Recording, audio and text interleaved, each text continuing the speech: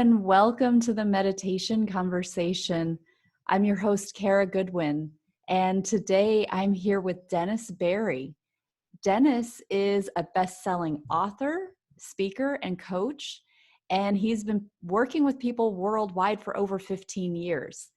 He's been sober since 2003, during which time he became a successful businessman, an athlete, and a family man. And he now works to help others achieve inner peace and success and master every area of their lives. And he hosts a podcast called the Funky Brain Podcast, which is focused on addiction recovery and life mastery. So welcome. It's so nice to have you here.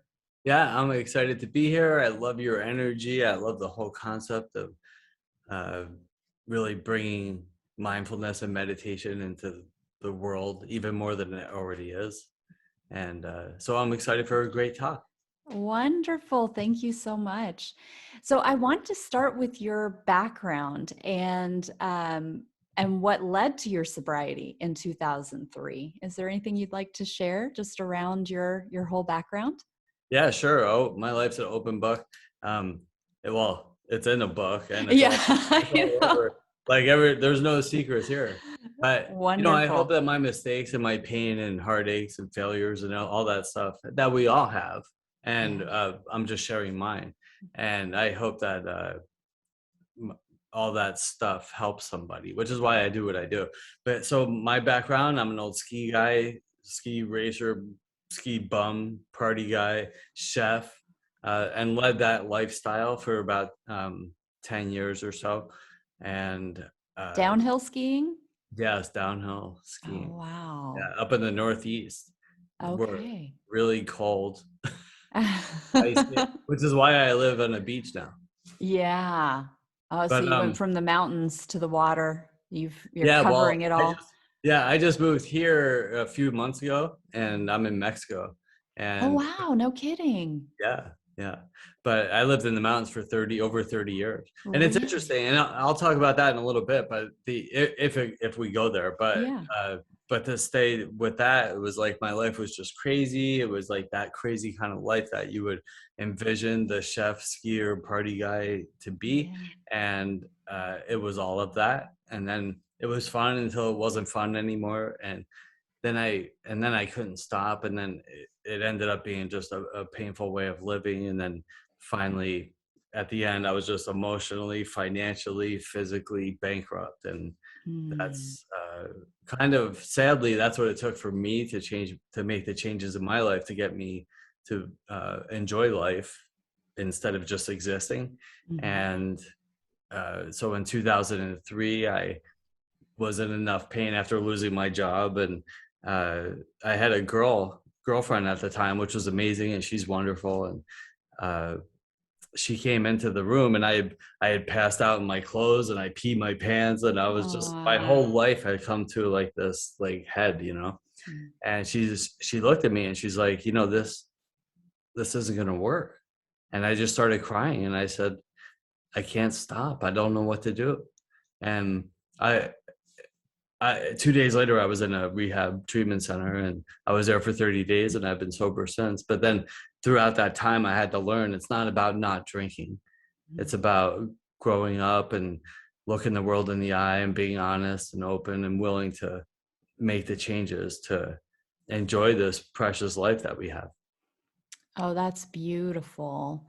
So do you feel like you were using alcohol as a way to cover up like what you didn't want to see? Or did you more feel like you just liked the way it made you feel and then it kind of got out of control? Or? Yeah. Well, the short answer is yes. Yeah, to both. Yeah. All of that. Yeah. So, then let's go back to the beginning. When I was 5 years old, my grandmother said to my mother, she said, he worries like a little old man. Oh, wow. Yeah. So at 5 years old, I was already full of that, and like a lot of us, all of us, the fears, insecurities of the big, crazy world that we live in. And, but I never learned how to cope with any of it, not in any healthy way. And then you fast forward 15 years old, I take my first drink, and I'm like, I feel great. Yes, it was that relief I was looking for. And then Mhm. so I stopped emotionally growing right around that time. And then I went crazy for 15, 16 years. And um, then I stopped drinking. I stopped doing the drugs, all the distractions, all the coping skills. But the problem was I took, and this is why most people fail in sobriety, is because it's hard, right? And we have a expression in the world of recovery. It says we only have to change one thing, and that's everything. I was going to say, wow, it's much simpler than you're making it Yeah. sound. Just one thing. Oh, Just one thing, yeah, and it was yeah. really everything. Because basically the way that I learned how to live, and I don't like using labels or words or judging our thoughts and stuff, but it was wrong because it wasn't working, right? And Mm. some people, I have friends that still still try to behave that way, and are they happy? Maybe. It's not my responsibility, but I know that I just found the more peaceful, better way of living for me. But it took a lot of work and a lot of discomfort, to get to that place of emotional wellness, which varies on a daily basis based on my spiritual and emotional condition. And what am I doing to maintain that? And that comes from meditation, which is why I'm so excited to be on your show. Yeah. Oh, beautiful. So I can imagine, I mean, first of all, I find it really impressive that you did a 30-day program. And then from that point on, it was, full steam ahead, because I know that's not always the case. I imagine when you came out after 30 days, you had to completely restructure your life Yeah. and completely recondition yourself. Yeah. What was that Well, like? yeah. And a great question. And let me preempt that with this is when you see me, because now I'm like the athlete guy. I'm almost 50, and when I stopped, I was 31, and I was like 240 pounds, and now I'm like 170 pounds. But Yeah. I want to say this: when you look at me, you see a happy, healthy, successful guy, but what you don't see is the hundred failed attempts before I got to that rehab. You didn't see all the pain that went in before this transformation started. So when you say, oh, you just went to that one treatment facility for 30 days, that was like the end of a lot of pain. So I want people to Yeah. understand that, because I have clients that have been to 10 treatment facilities. I have clients that just can't stop shooting heroin and all that stuff. And I was not a heroin user, but I mean, I did a lot of other drugs, and there was a lot of failed attempts at becoming who I am today leading up to that. So I want people to know that Yeah, it's I appreciate that. yeah, so please look at it that way. And but to go back and answer that, yes, it was really um challenging and painful. And then I ended that relationship because the relationships are probably the toughest thing in the world to do, as a relationship. It can be very challenging. And I wasn't emotionally ready for that. And then, I had lots of other relationships. And then I had lots of other failed business attempts and financial problems and health problems and all the other things that we have to deal with as human beings here on earth.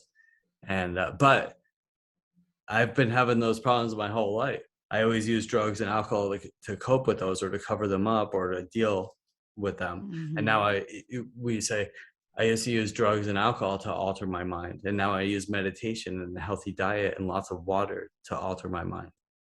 So it's Mm. just, what are you using to alter your mind today? I love that. I mean, it comes down to the conditioning, and I mean, I am fascinated by our conditioning and in general, and all the things that go into that, our lineage, our heritage, our society as it is now, our social groups, our relationships. I mean, all of that. And all of that is in the media, what we're listening to, what we're watching. And it is like we're being shaped whether we want to or not. We're relational beings. We exist in relation. I mean, not, I would say in a meditation state, it's very much less so relational. That's really when you're getting down to that like essence of really who you are. But when we're out in the world, we're relational beings. It's like a lot of times, and a lot of people, many people are only living in relation. They're only living in that reflection and of who they are, and not taking the time to really see, actually, who am I? Who am I really? But then going through that transformation that you mentioned of reconditioning and reevaluating, okay, this is how I have approached all of my problems, and taking that step back to say, okay, this is not in my highest good. This isn't what's working. So then having this complete flip where it's like, okay, I have to rewire and restructure and redefine, what does my day look like? How do I cope with all of these stressors? Because life is still going to bring this stuff to me. It's still going to hit me. So what do I do? How do I reapproach? What's the new way? What's a healthier way to approach that? So it's amazing that you were able to find so many different approaches, so many different ways, like you've just mentioned, as far as, the drinking enough water, good quality water, and your nutrition and your, exercise, and kind of multifaceted approach to take the place of the more destructive behaviors. It's Yeah. amazing. Yeah, well, and I love what you said, when we are relational, but another one, and one of the hardest relationships to have, is with ourselves. Yeah. And that's why the meditation really helps with that. The answers come in the stillness and the silence. And guided meditations are nice too, and I do them, and I share them with my clients, and I think they're powerful too. But the silence is just so powerful, and most people are scared to death to sit with their own thoughts in silence. And there's an old philosopher, that old adage, or not adage, but it was a quote, and it's like, all of man and women's problems come from our inability to sit quietly in a room alone. We always have to be going and doing and doing, and we call it the gotta mind, right? I gotta do this, I gotta do that, I gotta make money, I gotta lose weight, I gotta do, gotta, and we make ourselves sick, right? We gotta be. Sometimes we gotta be. And I it's so important to remember these things, and the real truth is, like, I gotta calm down. I gotta move slower. I gotta get recentered. I gotta love and respect and care for myself. I gotta remove the obstacles in my life that are keeping me from getting where I want to go, because the answer is always less.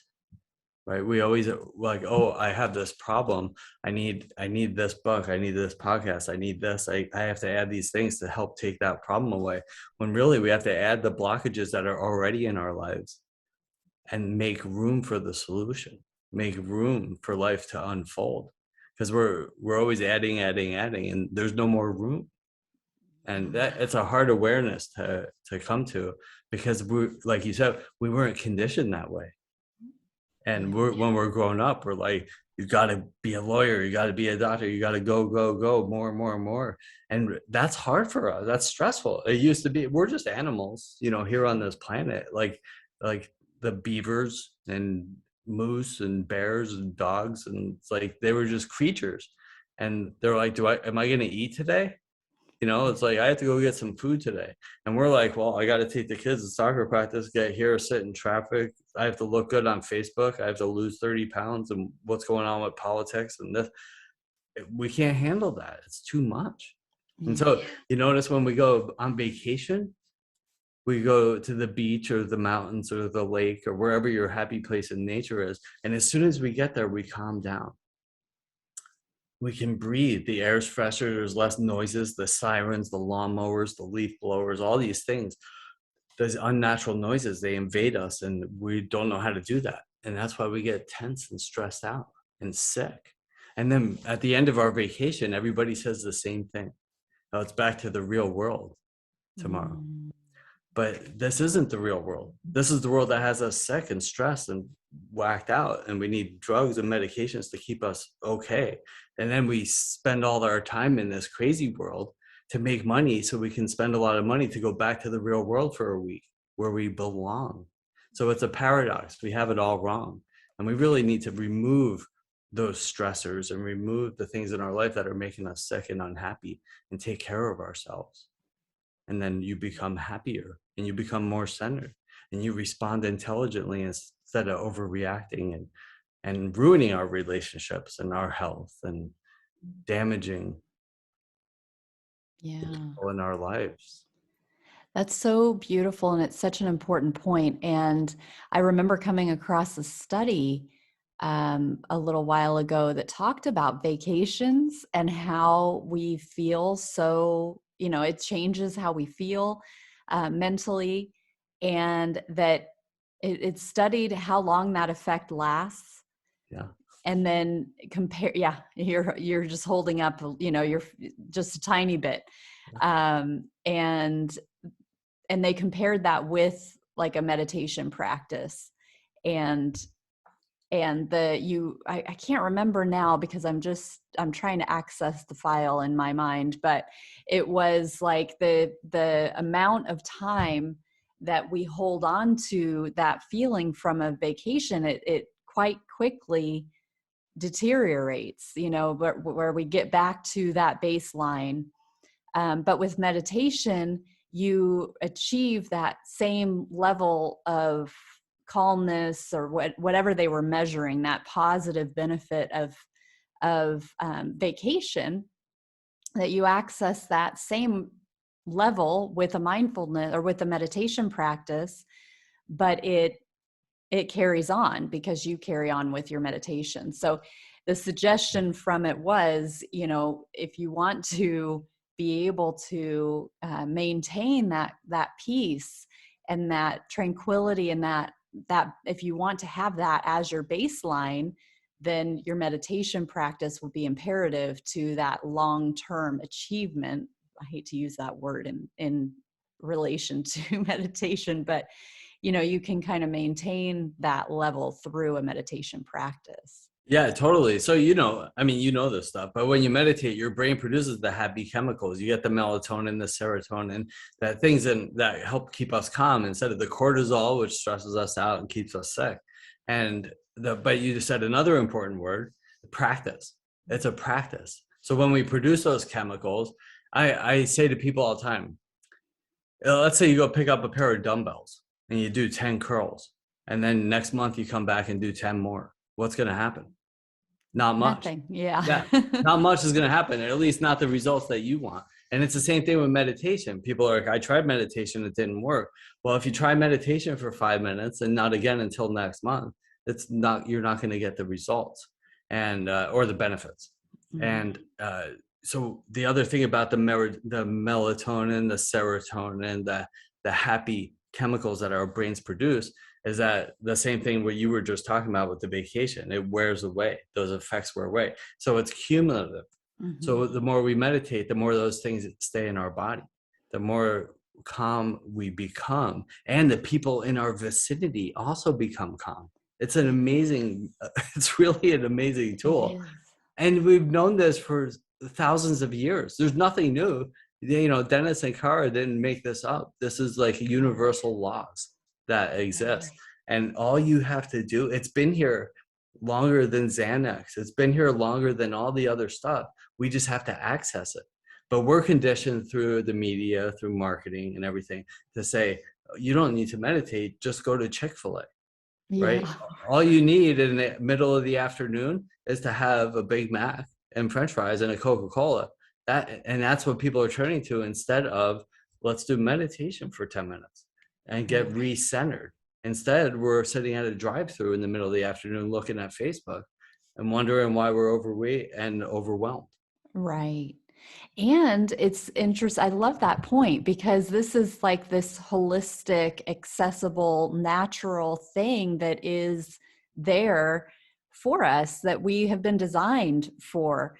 The things that you mentioned that we use to get that hit within our brain that releases those chemicals, like the fast food, the processed food. Yeah. And even like the Facebook, the social media, and the reward centers that we're hitting, the way that has an effect on us has been chemically, it has been very carefully designed to manipulate. And that is important for us to recognize too, is that, there is, with processed food, for example, like it's specifically designed to create that so that you want more. And it, of course we know that it's not actually what's going to nourish us, but it releases this sort of it has a chemical response. But it's important for us to keep that in mind, of the driving force behind that, which is to get you to participate in that, that behavior, and keep purchasing, keep in that wheel, Yeah. of that cycle of getting the Big Mac, and letting that release those hormones, and so that you do it again, and Yeah, totally. It's all marketing. It's all science. And we're like rats in an experiment. Like if you look at Facebook, and this is it, fun stuff. I love, this is like yeah, my favorite fun stuff. right. But like you look at Facebook, the little red dots, it's like, it used to be you have a message, right? You turn on and there's like Facebook Messenger has a little red dot. So it's like that trips off dopamine, and they know that. And now everywhere you look, there's red dots. There's red dots for there's like 12 places to have red dots on your Facebook app. And now LinkedIn does it, Instagram, they all do it, because they know red, it produces that dopamine hit that you were just talking about. And I want more. So I keep tapping on the app to say, what I want more dopamine. Who loves me? Who loves me? Who loves me? And who liked my posts? Who loves my pictures? Who wants to know more about me? And then I get to talk about me. And it's the same thing with the food. They know that. So you see the golden arches, and then it's like whatever that is. It's like if I'm stressed out, I don't like my job, my kids are messing up, my health is wrong, I'm at $50,000 in debt. That's painful to think about. But for 10 minutes, I can go in 10 minutes for $4. I can go have a burger, fries, and Coke, and not have to think about my problems. Yeah. Or find the solutions to those problems. I could just remove myself from that for the next 10 to 30 minutes. So am I hungry or am I bored? I don't know, but my brain's getting trained to not have to deal with those things. And we're talking about fast food, but alcohol, weed, cigarettes, these are all just distractions. There's a physical addictive component to it, but they're all just distractions, right? Codependency, that's the biggest addiction in the whole world. Oh, yeah. All these things take us away from feeling, which is ultimately what none of us really want to do, because feeling is hard. Yeah. Yeah. So meditation, when people are like, I can't sit calmly, because we have to feel, and we have to learn how to just let those feelings and thoughts just flow right through us. Like it's no big deal. None of those thoughts are going to hurt us. It's the thought, and just let it, if it comes in, whoa, ooh, that one sucked. Oh, just let it keep going, and then come back. It's okay. You're going to be okay. And then once you do that, you realize, oh, I got through that last thought, I can get through another one. And I don't have to go to McDonald's. I don't have to go to Chick-fil-A. I don't have to get stoned. I don't have to watch porn. I don't have to play video games or watch Netflix for 8 hours. These are all distractions from feeling. So meditation and mindfulness, which I love your show, is the cure. If you don't, I don't like using the word cure and for anything, but it's really the treatment for this thinking condition that we're talking about. Right. That's so beautiful. So if we do go back to the sobriety point from before, I'm curious about if your opinion on sobriety, as far as if it's best for everyone or just those who've developed that dependency on it. And so the reason that I ask this is that I had a revelation within myself a few years ago, and I stopped drinking. And I didn't have a, quote unquote problem per se. I just drank socially, or drank a few nights a week. And I would have like a string of days in a row where I didn't drink. But at a certain point, I recognized that if I wanted to make the most out of my time here that, and really work on my energy and open myself up to energetic healing, for example, to the greatest extent possible, then I needed to seal up and kind of strengthen my field. And I recognized that alcohol was weakening me very subtly, even when I wasn't drinking.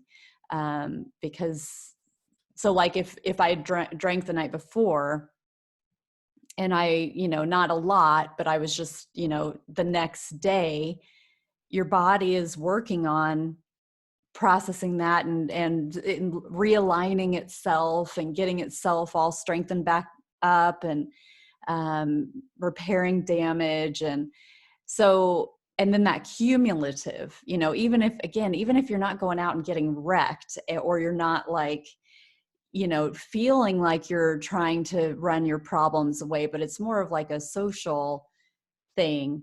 It was something that dawned on me, not until I was like 40, that, that even if I felt I had a handle on it, that it really was in my highest good to give it up. So I just offer that as something for people to think about, because again, like it was sort of like a little light turned on for me, and I was like, oh, I can take this further if I seal that up. I wondered what your take is on that. Yeah, sure. It's a problem if you feel like it's a problem. Mm. I remember I used to do a lot of the AA 12-step stuff years ago. And I remember very early on, like my thing was I drank like a gallon of whiskey sometimes in a day. And I was snorting cocaine and smoking cigarettes. And I was like that crazy guy you would see in a movie, right? So that was my story. And physiologically, you can't do that forever because you're going to die, which is where I was headed. But I remember early on, they have different types of meetings, and they have speaker meetings where somebody just gets up and tells their story for a long time, for whatever period of time. And this woman, she was sober, I think 10 or 15 years at the time. And this was a long time ago. And her story was that she drank 2 shooters of vodka every day. 2 of those little bottles of vodka. Mm-hmm. That was it. Mm-hmm. And now to me, that didn't make sense because that was like breakfast. Like for me, like I would wake up and drink double that, like as soon as I woke up to brush my teeth. So I didn't understand that, but to her it was a problem. So I think one day maybe she smacked her kid or something while she had her 2 shooters, and like it was like something that woke her up. So I can't tell you that you have a problem. If you feel like things could go better, then maybe it's a problem if you can't stop. But that, again, let's get back to that's just a distraction. Why am I doing that behavior? It's just a behavior pattern. Especially at that point, there's no real physical addiction. So, and if you're able to say, oh, I'm just not going to drink for 5 days, then it's just a distraction. It's a learned behavior. This is my opinion. People have been fighting about both sides of this forever, but it's learned behavior. It's that we could do another episode on this if you want to, but yeah, genetics versus behavior. I don't think so. There could be very well a genetic component. I'm not a doctor or a scientist, and I haven't studied it at that level, on a molecular level. And I'm not qualified, so I don't pretend to be. But I know it's learned behavior. You take people and you put them in different environments, and they're growing up different ways. And we were talking about the conditioning program. Hopefully, that conditioning program, when we're growing up, is they're all, I think, fairly well intentioned. But where do they go? I don't know. But in my case, I was uncomfortable when I was a late teens. My hair started falling out. That was hard for me. And I didn't know how to cope with that. So I just drank and got stoned and wore a hat for 15 years. I didn't have to learn how to cope with that. So that helped me. But anyway, the point is like, if you think it's a problem, it's a problem, right? If you're eating cookies every night, but you're not overweight and life is fine and you don't have any remorse, it's not a problem. But if you're diabetic and you eat cookies and it makes you sad in the morning and it's ruining your life or your relationship on some level, maybe it's a problem. but that's for you to decide. If you're not doing your work, if you're trying to start a business or build a business or grow your business or write a book or improve your relationship, and you're watching 6 hours of Netflix every night before bed, instead of doing that, maybe that's a problem, right? If you're not getting where you want to go, these are all just distractions. Yeah. So, but it's awareness. First, the first step is awareness. So in my book, I talk about a concept called the how approach. So the how approach to life. People say, how do I get sober? How do I lose weight? How do I improve my relationships? How do I grow my business and get out of debt? But it stands for HOW, how. I have to first be honest and say, there's a problem. Things aren't going the way I want them to. And then once I do that, I become open to a new way of doing things, right? Maybe there's new solutions. And then I become willing to apply those things into my life. So how stands for honesty, open-mindedness, and willingness. And then I can make changes. But the first step is I need to be honest and say things aren't going well. I'm watching too much Netflix. I'm watching too much porn and my sex life isn't good. I am drinking too much. I'm smoking weed. I'm playing video games. These are all distractions. And then if I say, oh, I'm doing this too much, I don't feel well. Or if I just keep doing it mindlessly, and then all of a sudden 3 years goes by, and how come I'm not where I want to be? But then sometimes I'm too deep and I don't know how to get out of it. So you need a coach or a therapist or somebody to help guide you through the process, and then ask for help. And people try to achieve things and fail because they don't know how to do it and ask for help. People look at asking for help as a sign of weakness, but really it's a sign of strength. It's another paradox. So if you don't know how to do something, ask for help. You'll get there faster. Before Google Maps and Waze and all that stuff years ago, there was always the stereotype about the guys that don't like to ask directions because they don't want to sound weak or something. I was always that guy I was like, I would rather ask somebody and look silly for 3 minutes and get there in 5 minutes than drive around for an hour like an idiot trying to figure it out on my own and bang my head against the wall. Right. Yeah. Thank you for sharing that. I love that perspective of just, I mean, it really is just like everything. It's a journey and it's unique for every one of us. And so I love that approach of just the self-reflection and how is this working within my life, or is it preventing? Is it a block? Is it stopping me from achieving the highest life experience that I can have for myself? Yeah. It's Yeah. beautiful. That's really like the goal. I mean, like we only have this one shot at life, and it, like we think about I had a friend who I went to high school with, and so he's a year or two older than me. And 6 years ago, his 10-year-old son, they were out on a boat. His son fell off, and his head hit the prop and got killed. Oh my God. So he just has been crushed for 6 years. And I love him, and he tells his story. He's been on my podcast to tell his story of grief, and he still suffers from grief every day. Of course, you're never going to get over it. That's the worst thing in the world that can happen is your kid dies, and you see it. It's just awful. But all of his grieving and all of his rants that he puts up on Facebook, which I love. It's a good use of Facebook. When you wake up with grief at 2:00 in the morning, and he just unloads, and you can go back and look at that wisdom the pain that he's going through. But one day he said this: trust me, folks, we're worried about the wrong shit. We're worrying about the wrong stuff. We're worrying, what do people think about me? Am I 5 pounds overweight? Who's the president? All these things that we spend so much time, and that we think we're so deeply ingrained that these things are so important to us. They aren't, and we have it all wrong. At the end of the day, we're just a speck in time. And it's like, if time even exists, just time doesn't even really exist in this endless universe that we live in. And what are you doing with your time? Time is our most valuable asset. People think it's their investments, their cars, houses, money, all that stuff. None of that is our most valuable asset. Our most valuable asset is time, time, youth, health, those are our most valuable assets, right? So what are you doing with your most valuable asset? Are you spending your most valuable assets worrying about what some politician is or is not doing for you? Are you Mm. worried about, do I have enough money in the bank, or if I'm 5 pounds overweight? Or are you enjoying your most valuable asset? Are you spending it wisely? Are you looking to improve yourself or see how can I help somebody else enjoy their time? That's really what it's all about. Yeah, I love that. Thank you so much for sharing that. That's very powerful. Um, and sometimes we do need those huge life wake up calls to help us to embody that, to really understand that.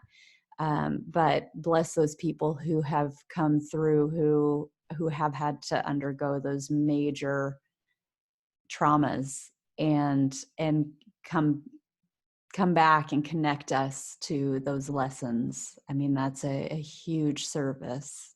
So that's beautiful. Yeah. Yeah. It's hard every day. I mean, and Mm, he puts it up there, and it's just a reminder every day. It's like, yeah. appreciate the little things, and uh, the little things become the bigger things. And when we get older, I think some of that we just learned by getting older. But Mhm. I mean, if we can access some of that at a younger age, we were talking about your kids before the show, or Mhm. being aware that this is out there. I mean, that's huge. I didn't know about meditation until about my 30s, Right. and then I was resistant to it then, even too. And Yeah. we learn what we learn when we learn it, but to apply it into our lives as a regular practice. But once you see the benefits of it, you crave more. But it's Mm. getting to that point of seeing and feeling the benefits Right. of meditating and mindfulness. And then you could start seeing the world differently, and seeing that the road people driving around with road rage and giving you the finger and weaving in and out of traffic, and like angry people yelling at cash register people or waiters or whatever. There's just a lack of mindfulness there. That's all that it Right. is. But bringing awareness to it, and then removing the obstacles, and then getting recentered. That's all it is. Every day is just let's get recentered. And then, if like, I like to meditate in the morning, right? As soon as I get up. If I wake up and grab my phone and look at politics and do all that stuff, that's the way my day goes. We have a choice. Or if I wake up and I read something productive, drink some water, meditate and get centered, that's the way my day goes. It's up to you how you want your day to go. Most people Right. think it's easier to grab the phone and start getting stressed out, Yeah. and they don't realize that there's another option. But once you start doing it, then you're like, ooh, I would much rather do this. I would much rather get centered, go for a walk, drink some water, don't eat sugar, and all these things. And then my day just goes better. Then here's the cool thing. It's like, if I'm going through the day, I go to work or whatever it is I have to do, something happens with the kids, and I get off center, you get back to center. That's it. All we have to do is redirect. It's really a lot simpler than we make it. You don't have to go sit up in the Himalayas with robes on for 3 weeks to meditate. You can go sit on the toilet for 3 minutes, right? And get recentered. Just sit Yeah. there. What's going on? How is it making me feel? How can I change it? Right? Yeah. And don't control all of this stuff, but just be like, get centered, and then you can go back and approach the situation from center. Right. That I of love that. I love that where, you can, it's about bringing your meditation to your waking time too, to your regular time where, it's like, because for a long time, I learned how to meditate. And so I had my techniques. And in order to meditate, I had to have the right environment, and I had to like have that silence and be able to sit down and really do my breath work to get me to the point where I was meditating, all of that stuff. But it's really, that's a wonderful foundation.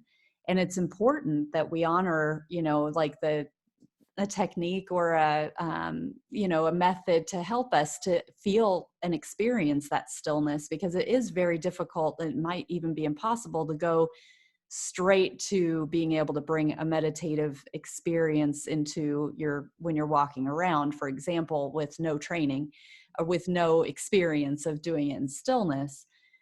But ultimately, once we have that experience and we can understand kind of the way that it feels to get into that, and we get better and better about getting into that center, getting into that stillness and connecting with that center point, then, like you say, when we're triggered, or when we find ourselves off kilter, or we find ourselves in a challenging situation, we don't necessarily have to go and find a quiet spot and sit down and do the breath work and do the techniques. But it's really more about, okay, I need it now. And I know it's in there, so maybe I do need to take some deep breaths and close my eyes, but I don't necessarily have to go and sit down and have a zafu and, whatever to do it. It's just awareness. Mm-hmm. It's awareness. So remember, you don't have to, like, if the day is going, oh, I'm having a bad day. Well, you don't have to ruin the next 24 hours, waste the next 24 hours of your life. Go get recentered and have a good day now. Yeah. It's up to you, right? Go have a good day. So there's so many different forms of meditation. TM, transcendental meditation, they associate a word with you get a word, right? Mm-hmm. But you can go pay for that if you want. But just pick a word, and when I get off center, I say, okay, well, peace. And now I'm back center. So that's the whole concept there. But why people light incense during meditation is like when you go into a peaceful state of mind and there's that smell, then you associate that smell with the peace of mind. So, light incense, light candles. Lavender has its known qualities, calming qualities. So I have lavender. I live in lavender. It's everywhere. It's just it's a lifestyle I've set up for myself. So I live in a peaceful state of mind. And then you can create that everywhere you go, in your car, in your bedroom, your living room, wherever you go. And then when you smell that, it brings you back to center, So there's so many tips, tricks, and techniques, but ask somebody for help on how to get there, or Google it, Be careful what you read on Google, but, but there is so much information. Yeah. And if you're just trying to figure it out on yourself, and you can't figure it out, and you say, screw it, I'm going to go play video games for 4 hours, you're never going to figure it out. Right? Yeah, right. And so some of those ways that people can connect, some of those resources that are available would be the Funky Brain. You have a podcast and you have books around the Funky Brain approach, let's say. And I think we've probably talked a lot about it, but can you talk us through kind of what is the Funky Brain approach? Well, my Funky Brain came from my friends years ago in recovery. They say, because I used to talk all the time when I was trying to figure out this thing called life, which I've figured out a little bit, but I still have a way to go. And don't we all? Yeah, we all do. But they used to say, oh, Dennis has funky brain. And people were like, what is funky brain? I'm like, I don't know. And I would just like talk, but I was way off. And then whatever your truth was today might not have been your truth yesterday, and it won't be tomorrow. It's like everything just changes all the time. And so I was going to call my book Funky Brain, but I call that Funky Wisdom because it implies growth. And I like that. And my podcast is the Funky Brain Podcast. So we talk about all kinds of different things similar to you. And, but like what I've done here, the Life Mastery School. So I'm creating series of free videos that you can watch on my website. And right now there's the addiction recovery. I've done love and relationships, just Life Mastery School.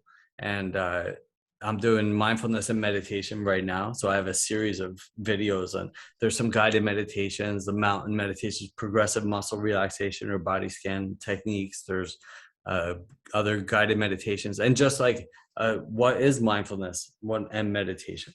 So Funky Brain just really refers to my funky brain. And and I do all these things because it helps me manage my funky brain. But I think we all have a funky brain. It's called the human condition. Nobody has it all figured out. The Dalai Lama gets stressed out. Everybody does. When you see these mindfulness and meditation gurus, they're not thinking. They're just letting those thoughts not control them. The idea of meditation is not to control your thinking. It's to not let your thinking control you, right? That's the idea. So that when they sit there, they don't not think. If you're not thinking completely, if your mind has shut down, that means you're dead. You don't want that, right? Yeah. We want to be breathing and thinking. That's what our brains are designed to do. But we don't want our thoughts to dictate our happiness of our day, especially if they're not going well. We just say, oh, there's a thought. Isn't that interesting? And then let it go out the other side. So that's funky brain. Buddha called it the monkey brain. Oh, right. Yeah, I like that. They rhyme. Yeah, that's it. I mean, there's nothing, again, none of this is Dennis's stuff. I don't take credit for any of this, and none of us can.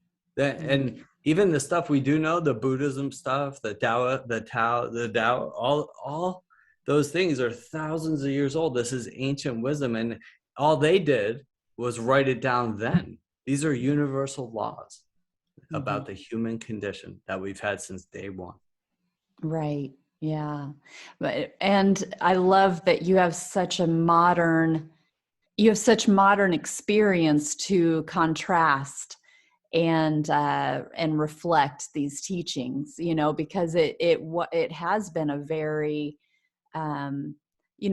thousands of years ago, we may not have a story of an athlete, a skier who was partying all the time and dealing with the modern perils of life that are so relatable to so many, because these are, again, the human condition as it is now in 2021, or back in 2000, when it was maybe the height of what you were dealing with and trying to cope with. Yeah. But then the application of those ancient teachings is really important and beautiful and relatable. Well, thank you. I appreciate that. And please, again, I keep saying, ask for help.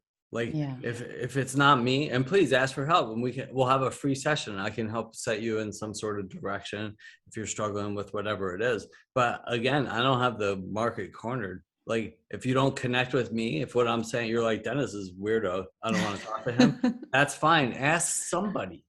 Ask anybody. Say, find somebody who has what you want.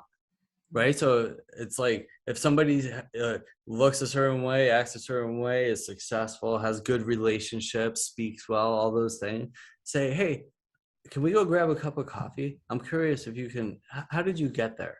Everybody be tickled pink to be asked for help. Right. Yeah. So just ask somebody, how did you get there? That's all this is. Like, step out of your own box and your own bubble, which is keeping you stuck. Only you don't see it that way, and ask for a different direction, and then you'll get somewhere. Yeah, that's beautiful. Thank you for that. Yeah, sure. So, you've given a lot of tips and a lot of wisdom in our time together here. And I wondered if you have just one tip that comes to mind that you can give listeners today to help them begin working toward a better life. Sure. And I get that asked that a lot. And it's similar to what I just said. A few months ago, before I moved here to Mexico, I was at the gym in this, in the sauna, and this kid goes, he knew what I do. He knew me. And he's like, Dennis, he goes, if you have one tip for a young guy starting out, what would it be? And I always say the same thing, and this is one of my favorite quotes, is don't ever lose your sense of wonder. Right. Mm-hmm. And I say, ask for help. And continue to ask for help. When I think I know the rules change, right? The change is the only constant in life. More wisdom, not from Dennis, but from Buddha. But it's like everything changes. The tough times never last. Neither do the good times. Everything just always changes. So business changes, your relationships change, your health changes. Ask for help. Always ask for help. That's my biggest advice that I give out all the time. Is ask questions and continue to grow. Don't ever lose your sense of wonder. I love that. Yeah, that's beautiful. So we've talked also a little bit about this, but just as we wrap up, how can people learn more and connect with you? The best way is at dennisberry.com. That's my website. And from there, you can buy the book, schedule a free session, watch the podcast, blogs, and of course, Life Mastery School, where you can watch all those videos there. And if you have any questions, please ask anytime. I'm here to help. Beautiful. I'll put all of that in the show notes so that they're easily accessible. All right. Well, what a blessing to spend this time with you. It's really been very powerful. You have a lot of insight and wisdom and charisma, and I thank you for all that you're doing to help people to take those steps toward bettering themselves. It's really beautiful. Thank you. I feel the same about you. You have such a calm, peaceful vibe about you. And I don't know if that's how you are after the show, but right here it's beautiful. Thank you. Well, thank you so much. That's really, really beautiful. Thank you. Yeah.